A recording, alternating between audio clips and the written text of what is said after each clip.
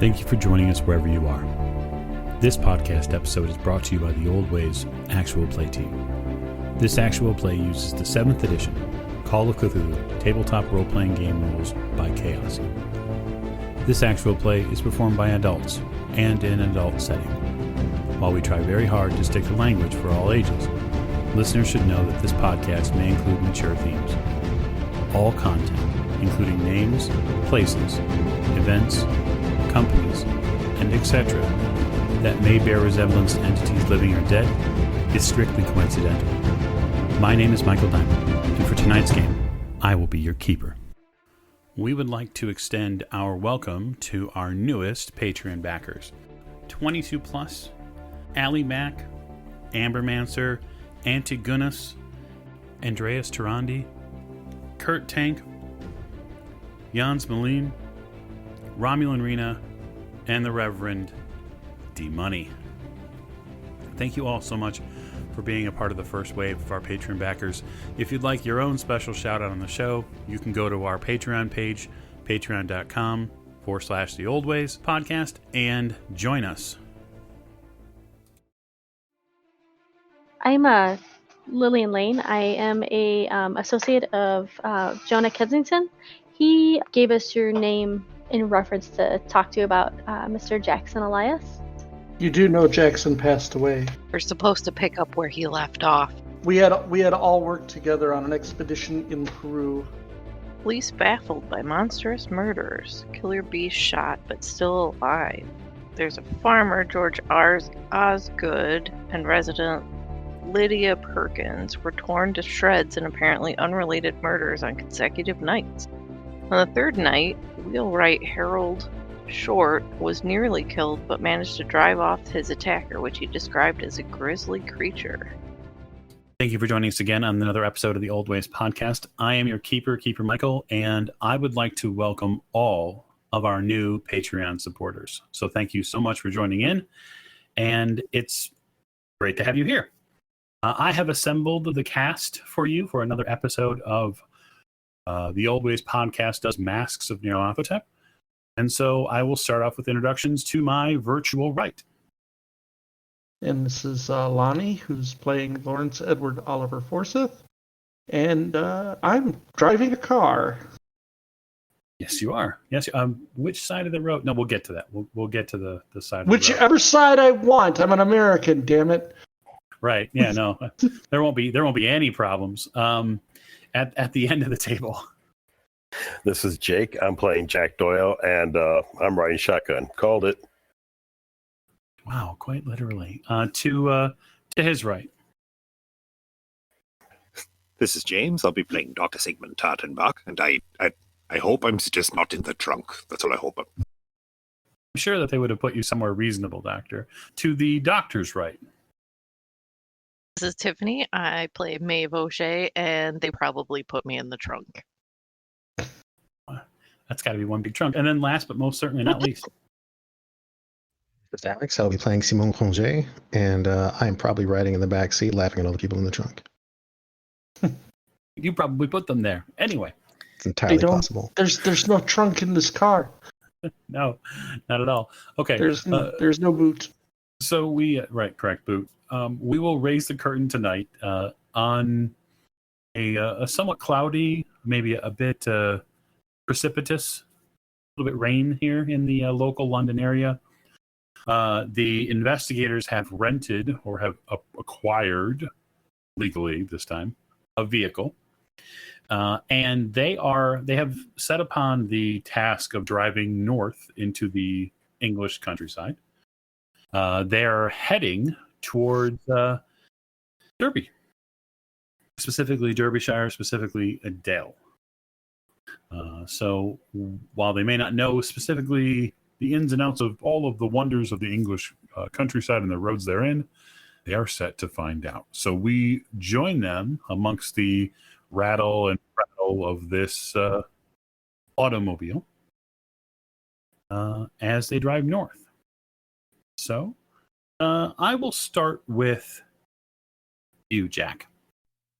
From the shotgun seat in the vehicle, You have an excellent view of a multi-patterned and multi-toned gray skyline and mostly wet fields. This is lovely country. The hills have not yet begun to roll so much. It's very much a flat, pastoral countryside that you see. You've managed to get out of London proper and have gone through some of these smaller villages that surround the London area. But it still feels like you've got a long way to go. Currently, you are coming up on... at least you think that sign says Hatfield. Hatfield, huh? Right. I assume we have a map. It's quite a bit to assume, but knowing you, Mr. Forsyth, I know you would not leave London without a map. Well, I mean, to be fair, if we've acquired a vehicle, whatever agency has given us the vehicle, realizing from my rather special American accent that I'm going to get lost, and they want the car back.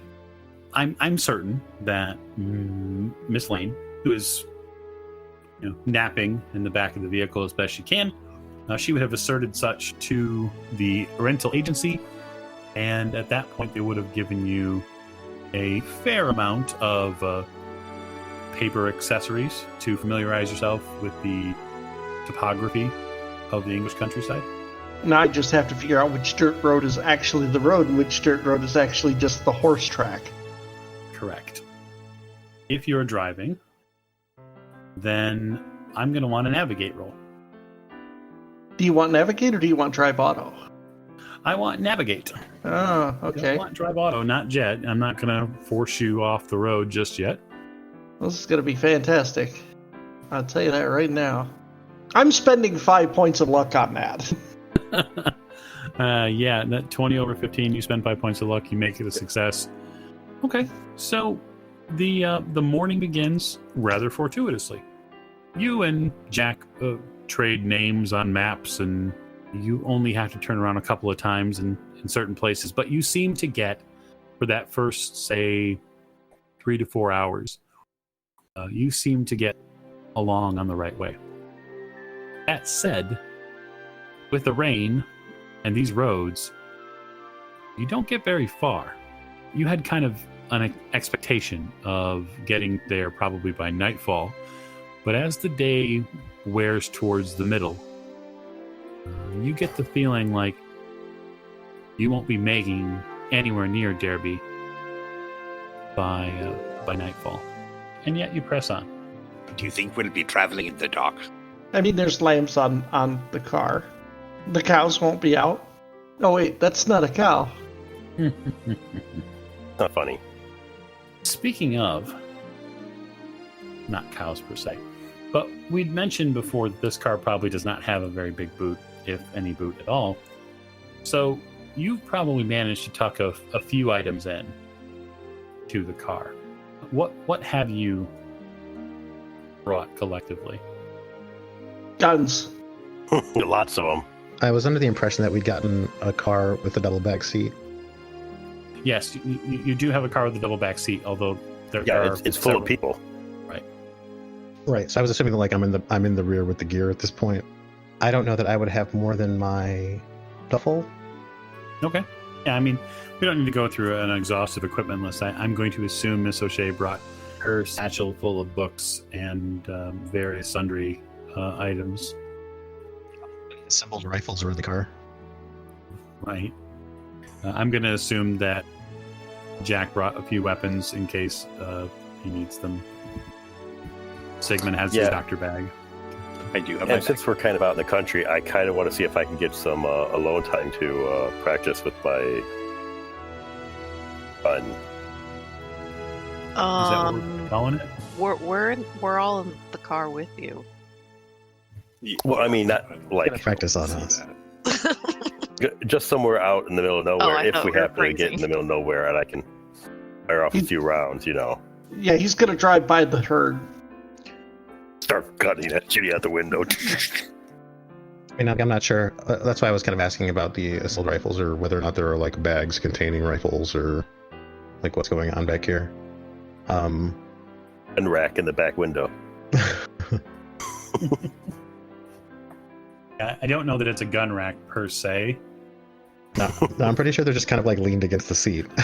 I don't know if there's any other place to put them. Probably not. So there's probably at least, I know, Forsyth has a rifle, right? I have a rifle and a shotgun. Okay, so I'm assuming those are both back here. Are you bagging them, or are they just out? They are in cases, sir. I So he's really taking up all the doubt. space back here. I really doubt that Lillian's going to leave without some sort of weapon as well. Oh, that's right. She had a shotgun, right? Okay, Yep. so just, I think The, so. the Yeah. elephant rifle? No. The elephant rifle is back in the States. It's back in That the does Carlisle not state. come with us. Yep. She's a danger to herself and More's others the with that pity. rifle. Some very nice leather gun cases. It'll be just fine. So the day wears a bit. You get to midday. You eventually have to stop. Mr. Forsyth, why don't you give me an idea roll? No idea. 88 over 55, that's not an idea. Okay. You guys do find a village to pull over and get out, and you pull off towards a sign that says Northampton. You can see that there's a couple of small houses, and then it leads into what looks like more of a industrialized area. And then you come upon what looks like a town square. A lot of people pay you pretty close attention. You come in an automobile. what are we doing on gas? That's a good question. There's probably a gas can in the trunk. With all the guns. Yes. It is this. I am not riding with a gas can in my lap. I'm just saying. I left that back at the hotel because we needed room for guns. It's in the IED bag. You do notice that there seems to be a fair amount of tradesmen here in Northampton. There seem to be a lot of men in coveralls and workers. They seem to be lined up around a couple of the buildings here. Faces are pretty long, and looks like there's some sort of trade hall that they're waiting outside of. So yeah, you don't stop too far from that. There's a pub that you're hoping has some food. If not, there's a butcher, or perhaps you can find a vendor with some sort of food fare. About what time of day is it? It's roughly midday now. Getting out and inquiring about food. You get out. You see a young boy stop and let go of his mother's hand and stare at the car. He doesn't do anything to you, but he definitely looks at the car. When I get out, I'm going to turn to the doctor and, excuse me, monsieur. I'm going to push like a couple dollars into his hand. Wherever you end up, please bring me something small. I'll stay with the car. To eat, you mean? Yes. I will. I'll give him a nod and just kind of take up a spot near the car. Maybe I'll lean on the back and wait for everybody to go inside. Wherever they end up anyway. That's a good question. Where's everybody else going? I will follow the doctor wherever he wanders to. It sounds really dangerous. Better than following me. Yep. Probably a pub or something. Yeah, there's one not far from here. The doctor is definitely going to head to a pub. They usually have some sort of, sandwiches, pasties, something like that you can grab. But, yeah. Grab maybe even a little drink. I'm in the back seat. I'm not driving. Nobody cares about it. It's the 20s. Right. Right. Yep. You find a pub. This pub, it's got a sign near the door.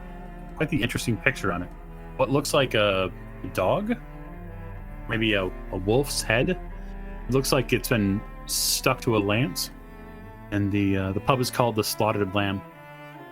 Okay. I take a long look at the sign.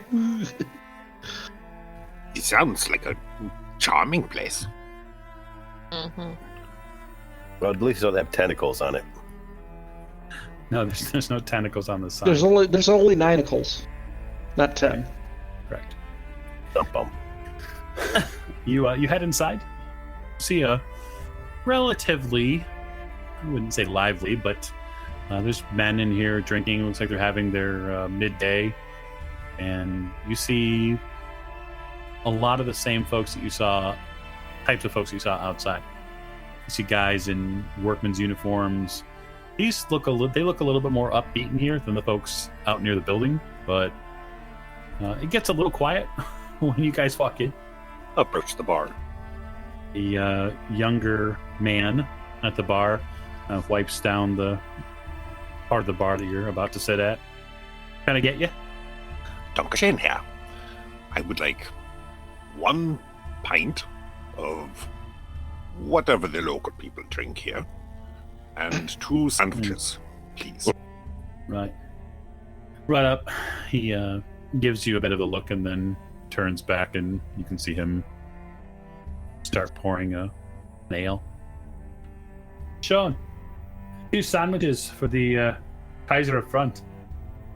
The pub continues to mill, and you see guys over on the far side of the room playing darts, and looks like there's a bit of gambling going on between who's going to win. The barman turns back and says, "Hello, lady, what can I get you?" I will have a sandwich and a water, please. Water. Yeah, one of the gentlemen that you guys are about 2 seats down from kind of huffs a bit. He'd be sicker than a dog drinking the water here. Well, what would you suggest instead? He lifts his pint. I suppose. You see the barman kind of wave him off a bit. Don't let Sean give me any trouble. He's out of work like the rest of these boys. They put up a couple of sandwiches. Look like they're thick slices of ham, maybe a bit of lettuce. Thank you very much. You're welcome.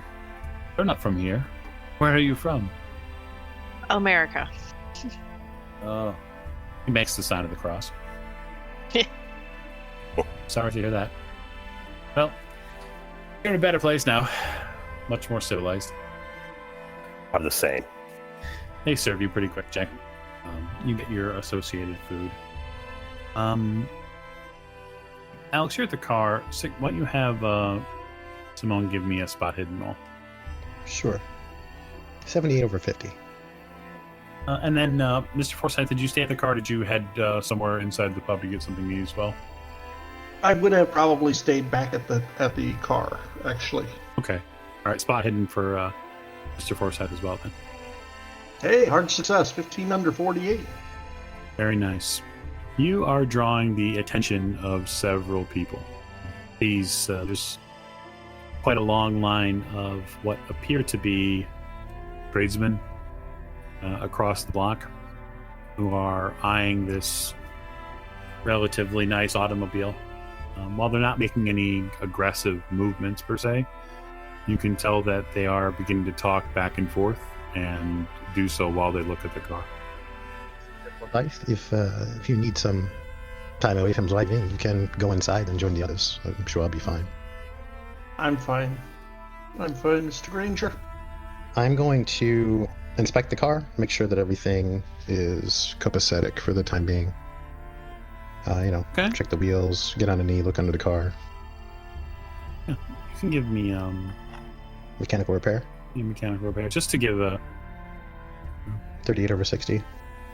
Okay. The car seems to have held up so far as the muddy roads and the difficult, just the uneven terrain that is this section of untarmacked England.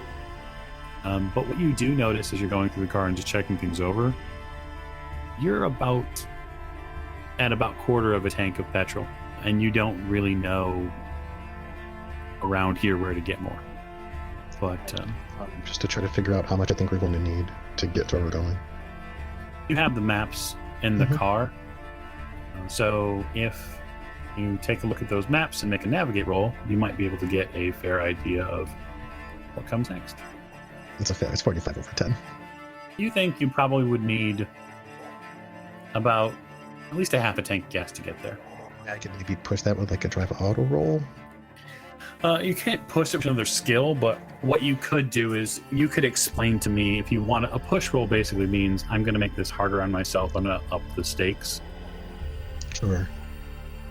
I don't want to make it harder because my navigate is pretty low, but just based on like what I know about vehicles in both driving and fixing them, I was hoping I could get maybe a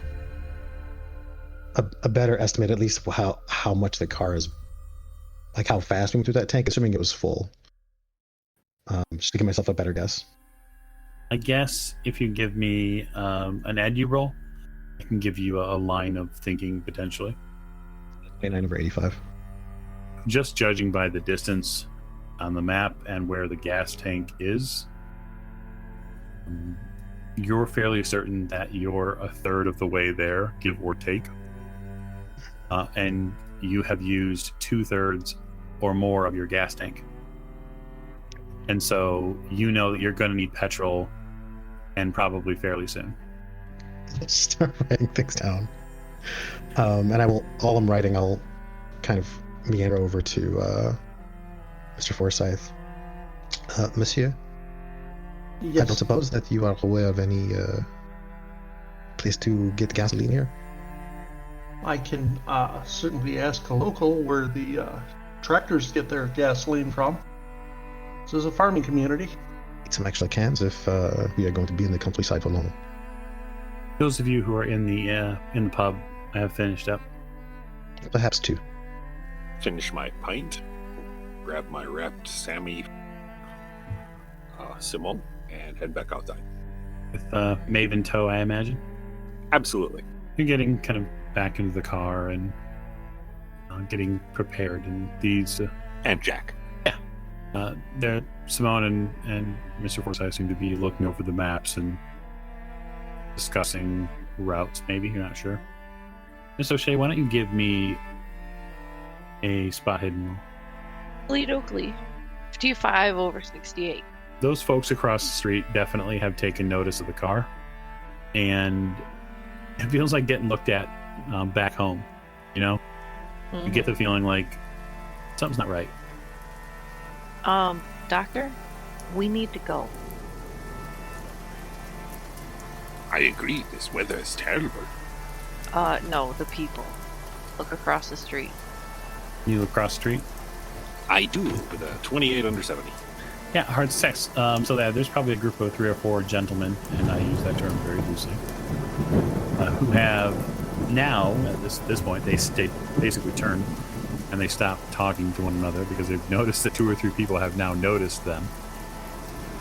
But they were definitely eyeing the car, and the people around the car pretty closely.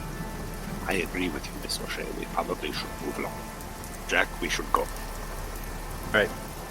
No problem. Mr. Forsyth, are you going to continue your search for this elusive gasoline? Yeah, shouldn't be hard. Actually, if I went to the pub where they were at and asked where the filling station was, they should tell me. You could always try. Change that Maeve and Sigmund had, that was close enough for us to pick up on what's going on, right? We're not totally oblivious to the people that were across the street now. Are they still Not there? now.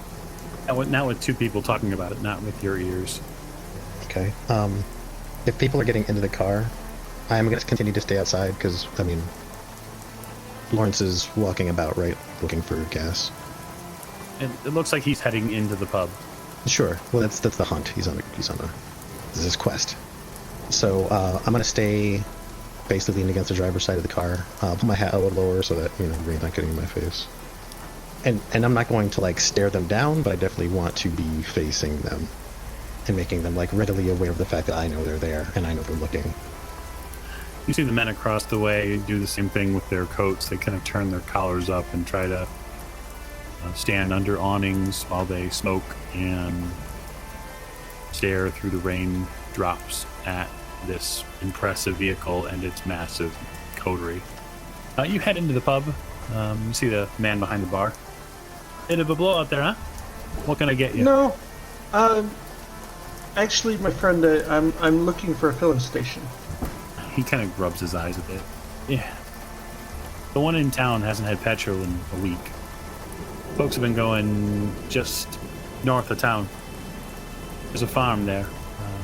There's a dodgy bastard who's got a buys a 6-month supply of petrol. He'll sell a bit to you. Thank you, my friend. Which road do I use to get out of town to get there? Just back the way you came, and then head north. It's about some minutes down the road. You'll see a fork go right. It's Abbott's farm. Thank you. Very kind. I head back to the car. Hey, Mike. I'm going to go back in, and I'm sure I'll run the foresight away, but I want to ask about the way to Adale. Oh, you see the bartender. He looks a little surprised to see you again. Oh, you're back. I just wanted to ask real quick. Do you know the village of Adale? Adale? Oh, north, far north. Yeah, I mean, I know about where it's at. And do you have an idea how the best way of getting there? Buckle yourself up for a while on these roads. What? Are you not taking the train? No, fortunately. Makes no sense. Well, if you needed to get to Adale, then you'd need to head north. Come here. I would just... Is that fellow there who was asking about the petrol with you? Yeah, he is. All right. What you'll want to do is you want to head north. I bet you can make Nottingham by nightfall. Maybe, if you press. You want to head north toward Leicester. So, after you get petrol at Abbott's, you'll turn around and you'll head back to the fork, and then you'll end up going left. And then you want to veer right towards Signs for Leicester. After you make Leicester, it's continue north, Nottingham, and you're going to have to find someplace to stay for the night because you don't want to be on these roads at night. All right, okay. Well, thank you much for the directions. Sure. What I asked, what's in the Adele? This is a village. A couple of our number are reporters, and there is some interesting story coming out of there. Animals killing people or some nonsense like that. Oh, well, it's quite the yarn. Yeah, that's what I thought too. But, they just pay me to take people's places. Yeah. Do as you must. Well, good luck to you. I go back to the car. Okay. You head back to the car. You all get settled into this raucous, sputtering auto. And, yeah. Mr. Forsyth has the wheel and the directions, so I assume he is going to head out of town per instructions. Yep. You head out. But I am going to note out loud that the person at the bar used the word dodgy in describing this person, so we might want to be a little bit on our guard. Thanks for going the right direction. It's dodgy? The farm owner. Okay, sorry. I wasn't sure who we were talking about. It's not more than 5 or 10 minutes down the road where you come to the fork line and you veer right as you were told. Mm-hmm. You continue to trundle down an even worse road. So I'd like you to make me a drive auto here. This went very badly. 77 out of 20. You drive. Luck. Why is he driving? I don't know. He's the one that got behind the wheel and he said he was driving. Nobody else stepped up. Well, I thought you could drive. I did drive. It's not well. as is evident, you put your hands on that wheel and you're moving down this way. You can see at the farmhouse there, It's a definitely thatched English cottage that sits back from the road a bit. You can see the wide rolling farm that's nearby. There's a fair amount of sheep that you can see just from the road. But what concerns you with the road, especially in the immediate sense, is that the car begins to slide, and the ass end of that car begins to kind of push out towards the right, and you suddenly begin to lose control of the vehicle. It's at this point where the vehicle veers off the road and into a sloped area between the road and the farm itself. You're probably maybe about 300 or 400 feet from the beginning of the farm itself, but you can see the house in the distance there. Luckily, no one's hurt. Damn. I want to get out and inspect the vehicle. Make sure there's no damage. Are you alright, Miss O'Shea? Yeah. I think I'll be okay. A little frightening.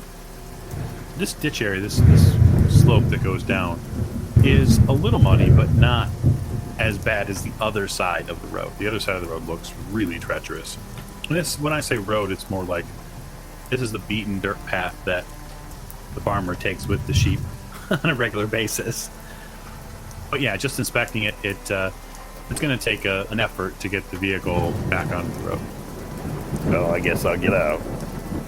That's harder to push if you stay in, I guess. Well, harder for who, though? Everybody out. Climb out. Is it still raining? Yes, it is. It's actually gotten worse.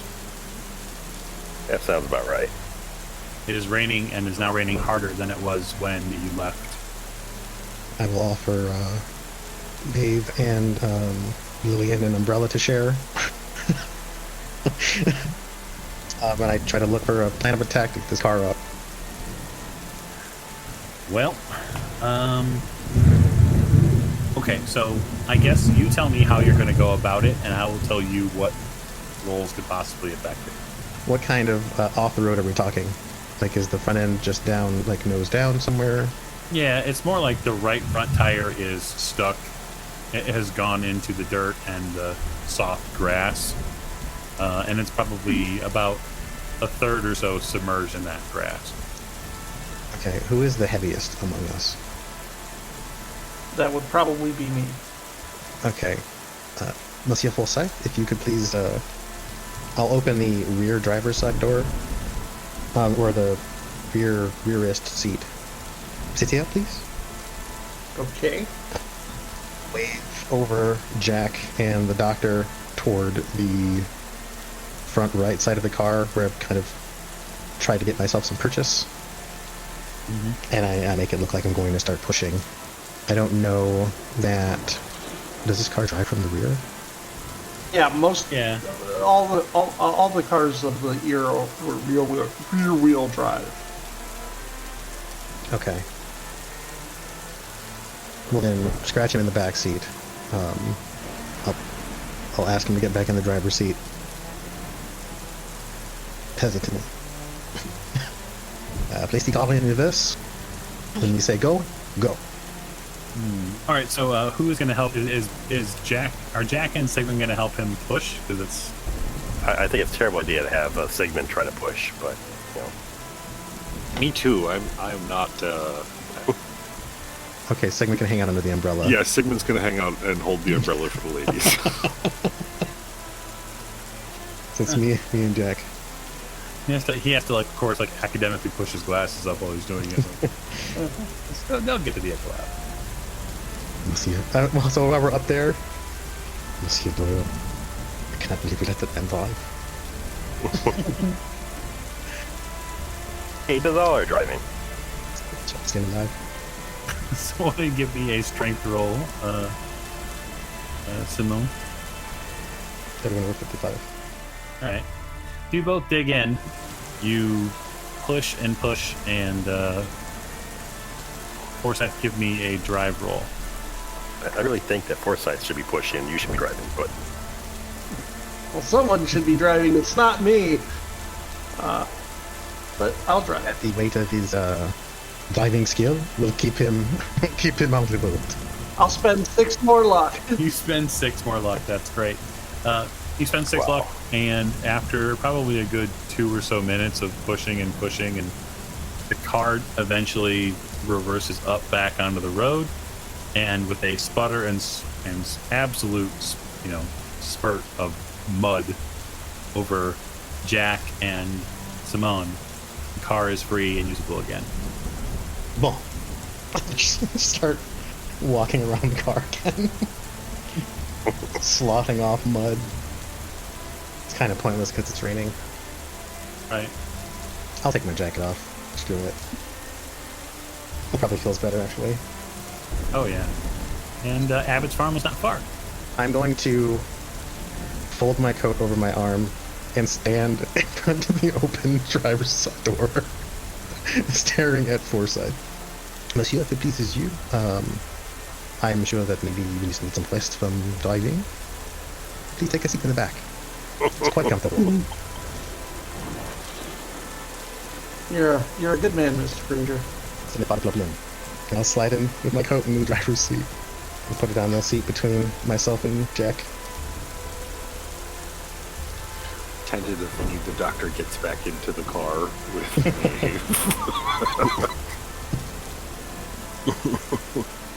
I'll tentatively get back in. It appears that people are ready. Alright, I guess I'm gonna get a feel for this car. Get it moving in the direction we need to go. Okay. Yeah, what's your drive, so you don't have to roll it, but what is it? 55. Yeah.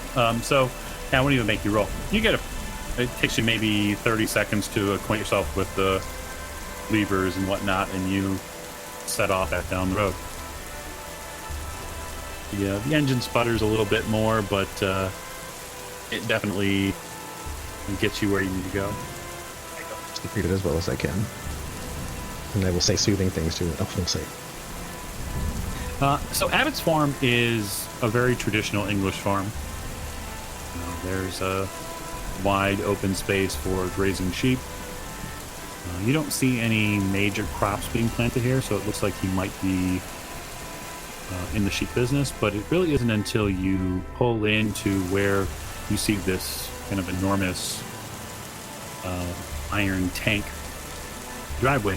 You can see the back lot of his farm is definitely for agriculture, and you see a tractor not far. Did you say there was a tank? Yeah, for petrol. Oh, okay. And not like a tank. No, not. They are early. Like, how much is the tank? This is the point of. You said this was the point of no return. To be completely historically honest, it's really funny because their gas stations, such as they were like literally pumps outside of cottages. So Yeah. you'd have this nice pastoral English cottage with a gas pump in front of it. There's a bit of a ruckus near the house, and you see a man in a suit with some breeches come out. He seems to have dressed either for walking about. He doesn't seem like a farmer. Steps out to the car. Afternoon, how can I help you? Good afternoon. We were just in town, and they said the only place to get petrol was here at the Abbott farm.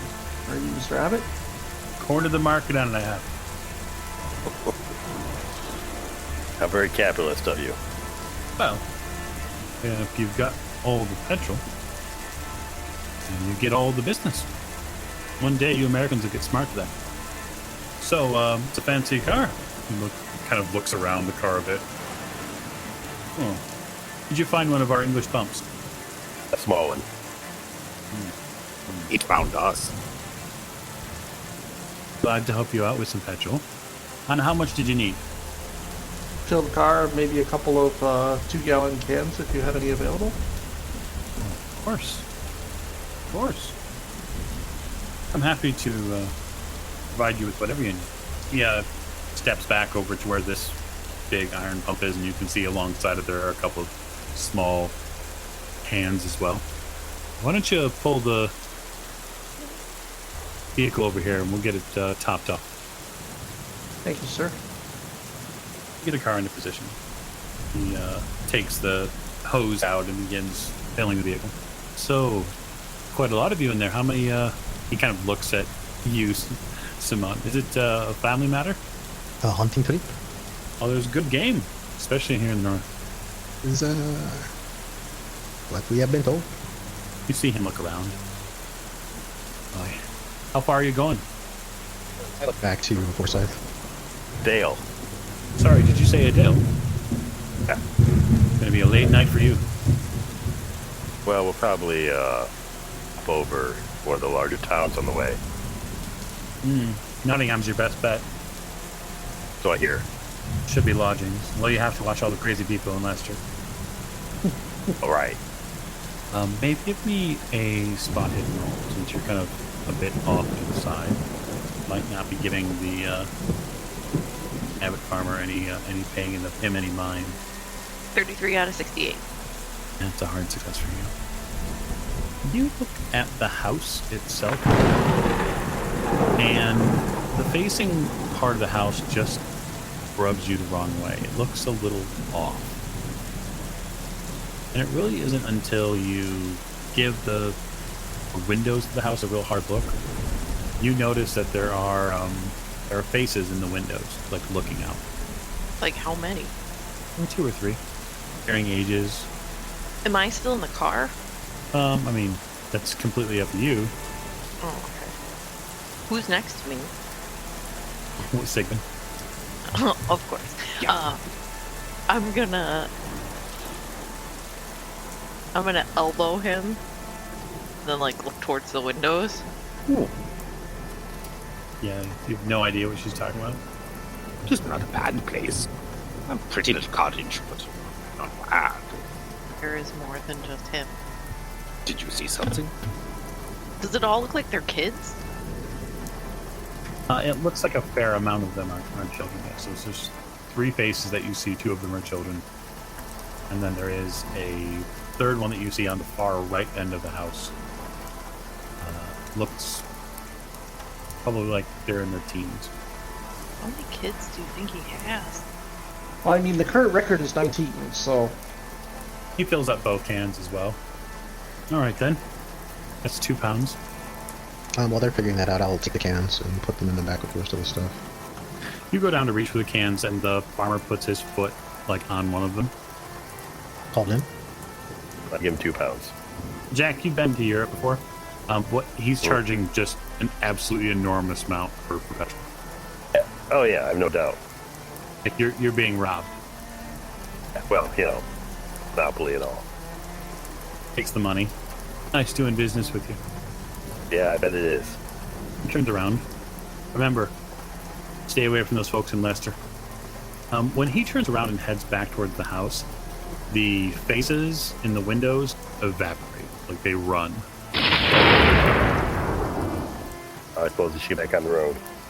You get back in and on the road. So, now with the new driver, why don't you give me a roll? See how well you fare on your way to Nottingham. Well, I fail. And if you crit fail this, I will laugh. That's a 46 over 55. Alright. You get back on the road, and with Jack's navigating assistance, which basically amounts to him moving maps up and down so you can see things, you do manage to make Nottingham, which is a decent-sized town. Has a place for you to find an inn. They even have another place for you to store the vehicle, so it's not raining. Hard to shake the rain out of your clothes, though. It basically rained most of the day, and that vehicle is far from what we would call environmentally sealed. I'll let them figure out like lodging and stuff.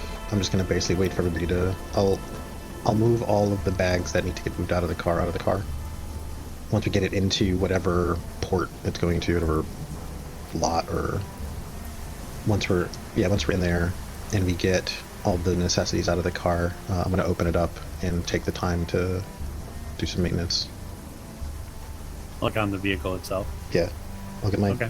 Holding up my tool bag, and I mean, it doesn't need to be like, 100%, but I want to make sure that doesn't surprise us tomorrow. Doctor heads into the inn. Simone, you are working on the car. A little bit of a zen moment for you to kind of put things right. That's what I was looking for. Yeah. The inn itself is a very traditional English inn. The areas, by comparison to American hotels or motels, are much smaller. The accommodations are much smaller. You have a fair amount of food choices, but it's not busy. You've picked a place here in Nottingham that's not too terribly far from the road. First thing for myself is a bit of food, because I didn't eat when we stopped that little town back there. So I have no doubt that Forsyth is famished. yes. Doctor heads over to the, I guess what would be the front desk. Guten Tag. Gentleman just steps up to the desk. Yeah, how can I help you? I would like to inquire about lodgings for 5? 6. 6 of us, sorry. He was going to leave Simone in the car. Should just be 2 and 6 per room. So, what? 3 of you? 3 rooms? I pay him. So, what's got you up this far north? We are traveling to Adele. Dale. Yeah. What are you, sightseeing? More of a hunting trip. Oh, hunting, huh? Well, if you get an opportunity, if you get a chance to, you must see Mamtor. It's a beautiful hill. If you can get a spot of sunshine at all on Mamtor, you can see the whole Derby Valley. It sounds magical. Absolutely worth your time. Now, do you need a drink or some food then? I would love both. Thank you. I'll bring up a few plates then. Just grab a seat out there. Wunderbar. Thank you. You guys get food and drink, and you get a moment to sit in a reasonably comfortable chair without the hustle and bustle or the bone shaking that goes on in an automobile in the 20s. You don't remember the last time your back hurt this much, Jack, but that driver's seat up front and the one that's next to it that you rode in, it's not meant for long voyages, that's for sure.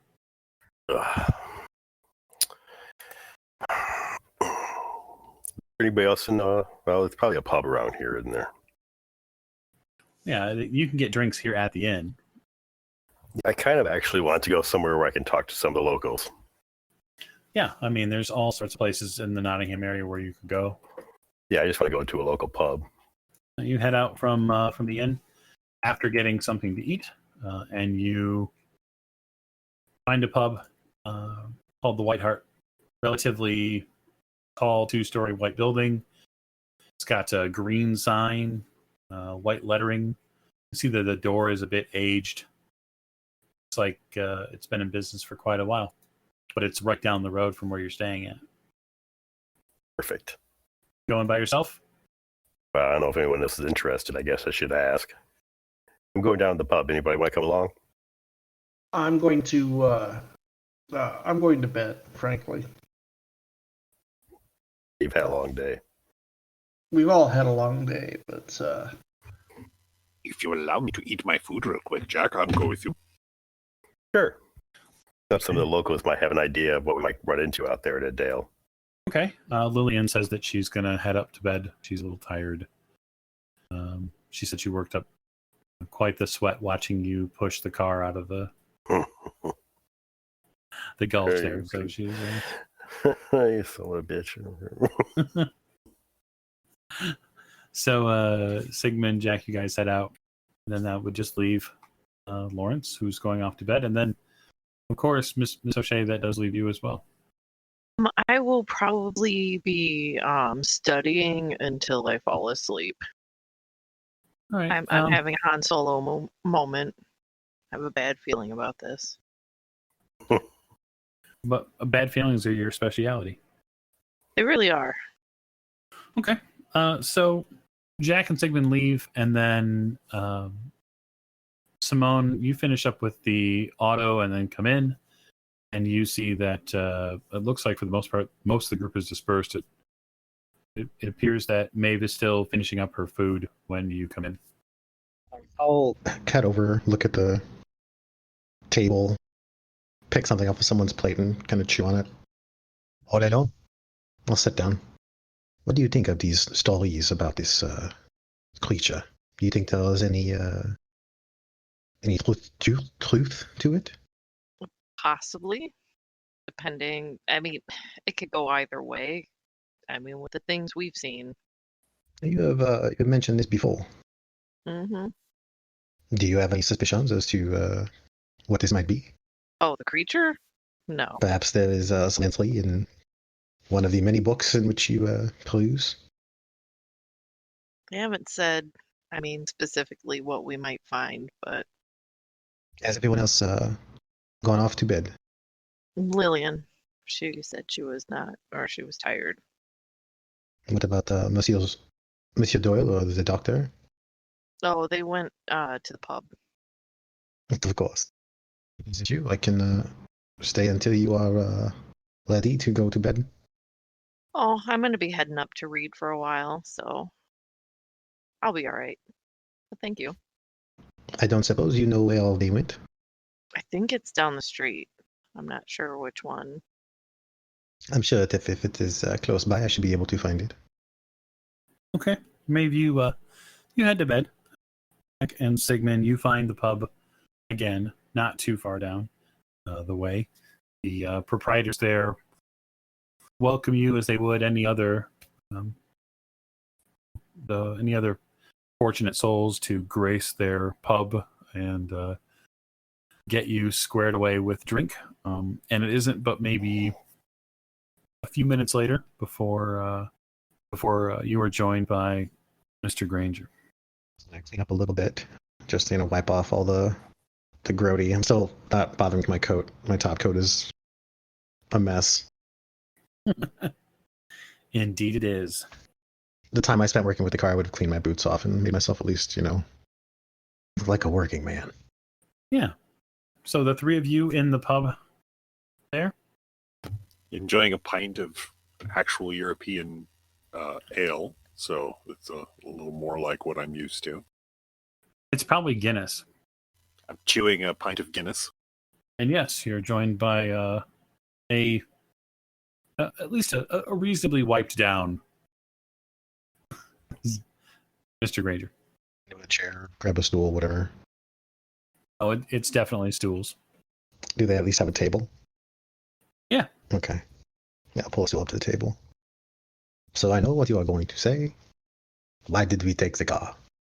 Well, why did we take the car? Well, as I said before, in a situation in which we don't necessarily know whether there is danger to be had, I would rather we have some control over where we come and go.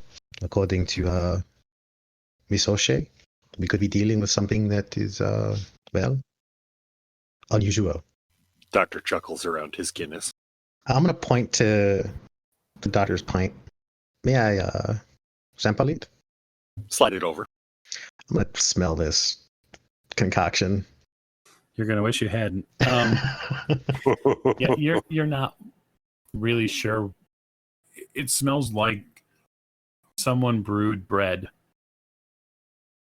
and kind of condensed it into this liquid state temporarily. It has a very earthy smell to it. Is that a tarring for the roof? I'll slide it back over. Tarring for your insides. Is there table service, or is this, go get your own? This is go get your own for sure. Okay. Hey, I'll go get you something. What would you like? Honestly, considering the day we've had, I look and see if there's any wine bottles over there. Yeah, there's one. Perhaps if they have a Merlot. Yeah, sure. I'll go up to the bar. Is there any local stuff setting up at the bar? Oh, absolutely. Right, I order another round and a Merlot for him. Yeah, the lady behind the bar seems to be chatty enough. She pours you a few drinks, and So my friends and I are heading up to the village of Adale. Anything we should keep an eye out for? Do you know? Crazed farmers? I don't know. I don't usually get that far north. There's a local rag here that talked about there being, I don't know, some dog running around up there that hurt some people. I heard a couple of them were cut up pretty serious, but I didn't hear much more than that. This was months ago.